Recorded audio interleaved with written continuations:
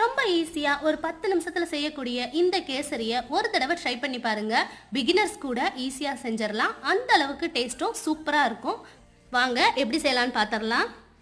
இதுக்கு முதல்ல ஒரு பேன்ல 1 டேபிள் ஸ்பூன் நெய் சேர்த்துக்கோங்க. நெய் சேர்த்துட்டு 10 முந்திரி 10 திராட்சையை நல்லா வறுத்து எடுத்து வேற ஒரு பிளேட்டுக்கு மாற்றி வச்சிடலாம். இப்போ அதே நெய்யில் 1/2 கப் அளவுக்கு ரவை சேர்த்துக்கலாம். ரவை சேர்த்துட்டு நெய்யோட சேர்த்து நல்லா மிக்ஸ் பண்ணி விட்டுக்கோங்க. ரவை கருகிடக்கூடாது. நல்லா மீடியம் ஃப்ளேமில் வச்சுட்டு நல்லா வேக வச்சு எடுத்துக்கலாம். இப்போ இதில் 3 கப் அளவுக்கு தண்ணி சேர்த்துக்கலாம்.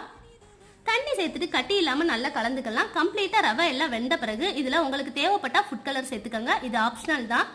இப்போ இதில் 1 கப் அளவுக்கு சக்கரை சேர்த்துட்டு நல்லா கலந்து விட்டுக்கலாம். சக்கரை நல்லா உருகி நல்லா மெல்ட் ஆக்கி வரும். அது வரைக்கும் அடுப்பை மீடியம் ஃப்ளேமில் வச்சுட்டு நல்லா வேக விட்டுக்கலாம்.